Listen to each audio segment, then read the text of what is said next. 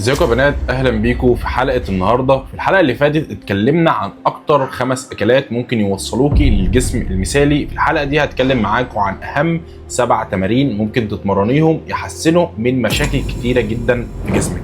اول حاجه في المشاكل دي اعلى الدراع، الدهون اللي موجوده في اعلى دراعك، الدهون اللي موجوده في بطنك او اسفل البطن، الترهلات اللي موجوده في الثدي. ثالث حاجه في ترهلات برضو موجوده في الظهر، وفي ترهلات موجوده في الفخاد. لو عايزه تتخلصي من كميه الترهلات دي وعايزه تتخلصي من الدهون دي، تابع معايا الفيديو ده علشان هوصف لك اهم 7 تمارين ممكن تعمليهم وتتخلصي منهم ان شاء الله في الفيديو ده. بس الاول خليني اعرفك الدهون دي بتتحرق في الجسم ازاي. اول حاجه لازم تكوني منتظمه على نظام غذائي مخصص ليكي، سواء انت بتعمليه لنفسك او سواء معاكي حد متخصص بيعمل لك النظام، او اخدتي الوجبات اللي احنا قلناها في الفيديو اللي فات. ولو ما شفتيش الفيديو اللي فات ممكن لما تخلصي الفيديو ده ترجعي تشوفيه وهيظهر لك دلوقتي على الشاشه.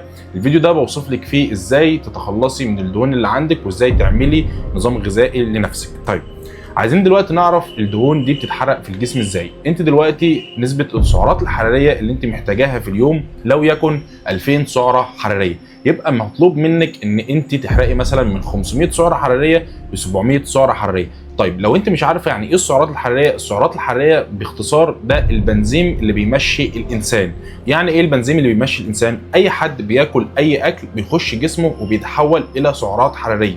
يعني لو انت اكلت اي وجبه بتخش جسمك بتتحول لسعرات حراريه. يعني مثلا لو انت بتاكلي 4 وجبات، ال4 وجبات دول عباره عن 2000 سعره حراريه، وانت جسمك اساسا محتاج 2000 سعره حراريه علشان يثبت، فانت محتاجه تعملي عجز في السعرات 1000 سعره حراريه وتحرقيهم في التمرين.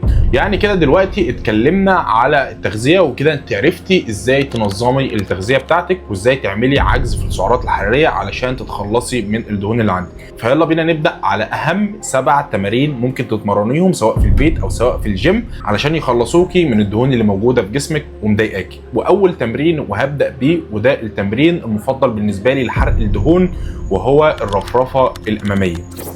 الرفرفه الاماميه هي عباره عن تمرين وانت واقفه وبتتمرني بالشكل ده، بتتمرني 4 مجاميع في 12 عده، وممكن توصلي ل 15 عده، وممكن توصلي ل 20 عده، وهنرتاح ما بين المجموعات دي دقيقه او دقيقتين ونرجع نعيدها تاني 4 مرات. يعني كده اول تمرين الرفرفه الامامي. تاني تمرين هيكون بنفس الرفرفه الامامي، ولكن العكس، هيكون رفرفه جانبي بنفس الشكل اللي انت هتشوفيه دلوقتي ده بالظبط. وهتلعبي هنا من 12 عده الى 15 عده الى 20 عده لو انت بتقدري تجيبي 20 عده، وتريحي بعد ال 20 عده من دقيقه لدقيقتين وترجعي تعيديهم تاني 4 مرات. وهنا انا هدفي من التمرينين دول ان هم رقم 1 يرفعوا نبضات قلبي عن المعدل الطبيعي، لان كل ما نبضات قلبي رفعت عن المعدل الطبيعي جسمي حرق دهون بشكل اقوى بكتير. فالتمرينين دول اهم تمرينين تبداي بيهم التمرين بتاعك. ونروح للتمرين الثالث وهو السكوات، اهم تمرين حرفيا للبنات. لازم تلعبي التمرين ده، ولو انت مش عارفه تلعبي السكوات بوزن جسمك ممكن اعرفك ازاي تعملي طريقه تكون بالنسبه لك سهله. اول حاجه هتثبتي قدمك يكون بمستوى الاكتاف بتاعتك، يعني قدمك يكون بمستوى اكتافك، وتنزلي لحد ما تقعدي على الكرسي وتقومي تاني. وده هيكون افضل اختيار انك تتعلمي تمارين السكوات بشكل طبيعي. وهتجربي ده مره وهتجربي ده مرتين، اول يوم، تاني يوم، تالت يوم عادي، وبعد كده هتقدري تلعبي بوزن جسمك. والتمرين ده برضه هيخلصك من السلوليت اللي بيكون في القدم اعلى الركبه، وهينهيكي من الموضوع ده. انا عارف ان ناس كتير بتشكي من الموضوع ده. وهنا نروح للتمرين رقم 4، تمرين البطن. لازم تكوني عارفه ان تمارين البطن مش بتحرق دهون البطن، ولكن لازم تتمرني تمارين البطن علشان تشد عضلات بطنك.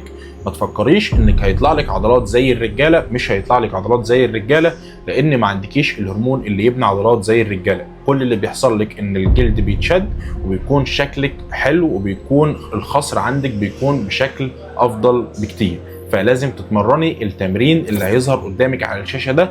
ممكن تتمرنيه برضو من 4 مجاميع الى 5 مجاميع، وكل مجموعه تجيبي من 8 عدات الى 12 عده. وغالبا تمارين البطن هتخلصك من نسبه الترهلات اللي بتكون موجوده عندك بعد الولاده، او حتى لو انت بتخسي وخسيتي بشكل غلط او حصل لك ترهلات في منطقه البطن، هيخلصك من الموضوع ده نهائي. وهنا هنروح للتمرين رقم 5. التمرين رقم 5 مهم جدا للبنات، بس غالبا اغلبيه البنات ما تقدرش تلعب ضغط. فانا هقول لك 3 مراحل للضغط هناخدهم خطوه خطوه، وان شاء الله بعد ما تخلصي ال3 خطوات هتكوني قادره تلعبي ضغط كويس جدا جدا. اول حاجه هتلعبي بنفس الوضع اللي انت هتشوفيه دلوقتي على الشاشه، هتنامي خالص وهيكون دراعك بمستوى اكتافك، وهتحاولي ان انت تدفعي جسمك على قد ما تقدري. ده لو انت مش بتعرفي تلعبي ضغط خالص. لو انت بتعرفي تلعبي ضغط خلاص مفيش مشكله، هنلعب من 8 عدات ل 12 عده عادي. لكن لو انت مش بتعرفي تلعبي ضغط، ده هيكون اول شكل تلعبيه.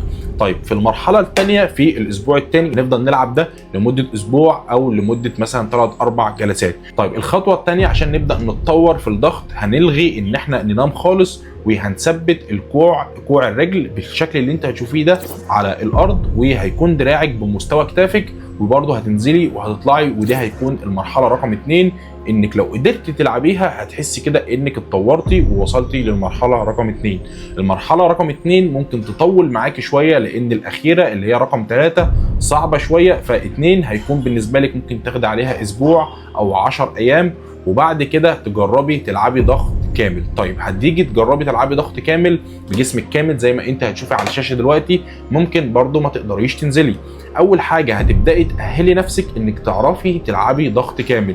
اول حاجه مش شرط انك تنزلي وتطلعي، ممكن تاخدي وضع الضغط وتفضلي ثابته عليه وتعدي من 10 ثواني ل 15 ثانيه، وتفضلي تطوري الثواني لحد ما توصلي ل 30 ثانيه. وبعد كده ممكن تثبتي كوعك في النص زي ما هيبان برده معاكي على الشاشه، وتبداي تعدي برده من 10 ثواني ل 20 ثانيه، لحد ما تيجي تبصي هتلاقي تلقائيا بقيتي بتلعبي ضغط ومن غير اي تعقيدات، وقادره تشيلي جسمك وتلعبي ضغط عادي مفيش اي مشكله. وهنا هيكون هدفي من المرحله دي ان انا يحصل عندي شد في عضلات الثدي، هيكون شكل الثدي عندي مشدود مش مترهل بسبب اي ان كان نزلت بوزن غلط، حصل عندك حمل او ايا كان، هيكون عندك المنطقه دي مشدوده جدا لو قدرتي تعملي ال3 خطوات وتتخطيهم. تاني حاجه هيحصل عندك شد في عضلات التراي، وجسمك كله هيكون مشدود، عضلات بطنك هتكون مشدوده، وتمرين مهم جدا للجسم كله لازم نعمله. وهنا نروح للتمرين رقم 6. التمرين رقم 6 هو شبيه للضغط ولكن مش ضغط، هو هيكون تمرين البلانك بالشكل اللي انت هتشوفيه ده.